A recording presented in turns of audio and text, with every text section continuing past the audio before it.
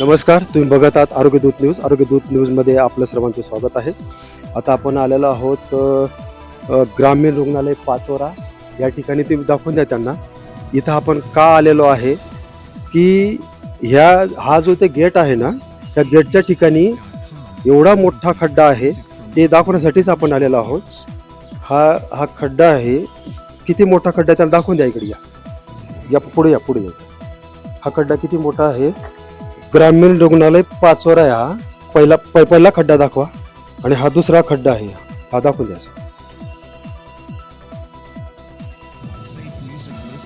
Zoom करून घेत आहे का?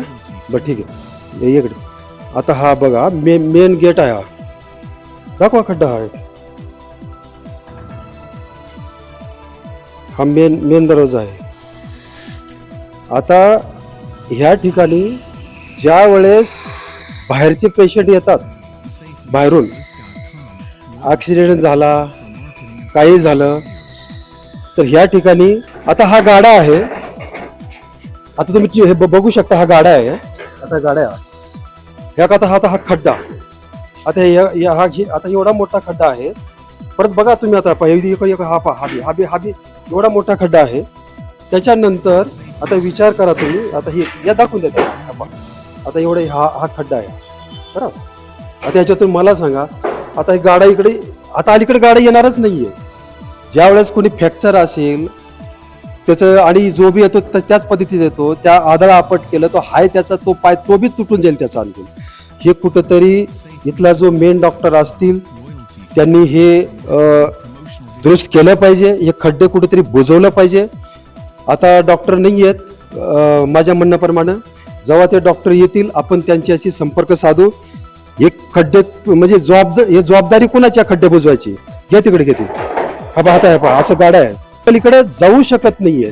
हे कुठेतरी जो जबाबदारी डॉक्टर असेल त्यांनी इथे येऊन हा खड्डा हे सगळं बुजवलं पाहिजे. पेशंटला कुठं ना कुठं त्रास होणार नाहीये याची काळजी त्यांनी इथे घेतली पाहिजे. तर आपण डॉक्टरांकडे जे जबाबदारी असेल त्यांना नक्की आम्ही त्यांचे संपर्क साधू.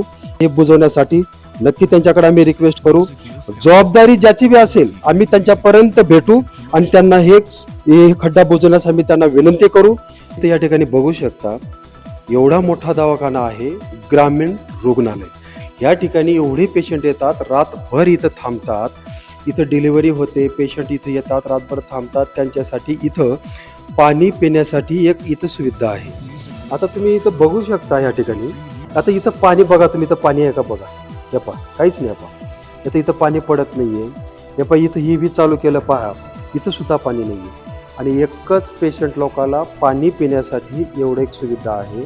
हे कुठेतरी चालू झालं पाहिजे. आता हे आम्ही बातमी टाकल्यानंतरच लोकांपर्यंत मेसेज जाईल, त्याच्यानंतर हे चालू होईल. पण एक कृपा करून असं आहे, आमच्या बातम्याची वाट न बघता आम्ही निदर्शनात आणून न देण्यापेक्षा त्यांनी इथे येऊन ह्या लोकांसाठी जे पेशंट येतात रातभर थांबतात आणि इथं येणारा कुठलाही मोठा घरचा आमदार, खासदार या असतील, नगरसेवक असतील, कुठल्याही मोठ्या घरचा ह्या ठिकाणी ह्या दवाखान्यात कोणी येत नाही. या ठिकाणी सर्वसामान्यासाठी हे सर्वसामान्यासाठी असतं हे. तर या ठिकाणी पाणी प्यायला नाही आहे, एकदम वाईट परिस्थिती आहे. तर आपण जे बी मेन डॉक्टर असतील आपण त्याची संपर्क साधणार आहे आणि त्यांच्या निदर्शनात आपण आणून भरली जाते. कधी भरली जाते आता? बरं, मी तर मला वाटतं तर 4-5 दिवसापासून तर बंद आहे ते. काय माहिती मग त्यांनी भरलेले असले पण ते नगरपालिकेचं पाणी नाही भरलेलं. बरं, नगरपालिकेच्या म्हणजे सिस्टरांचं असं म्हणणं आहे की जेव्हा नगरपालिकेचं पाणी येतं तेव्हाच ते चालू होतं. नगरपालिकेला तर रिक्वेस्ट करावं लागेल की रोज पाणी सोडावं असं. कारण आपली टाकी आहे ना 3-4 दिवस 4-5 दिवस फुलते. असं आहे का ते? फक्त नगरपालिकेमुळे तिथं पाणी येत नाही.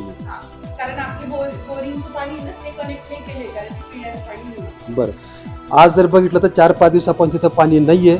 पण ठीक आहे, आपण नगरपालिकेशी बी संपर्क साधू आणि जो इथं जबाबदारी व्यक्ती जो डॉक्टर मेडिकल ऑफिसर असेल आपण त्याच्या निदर्शनात आणू देऊ. धन्यवाद.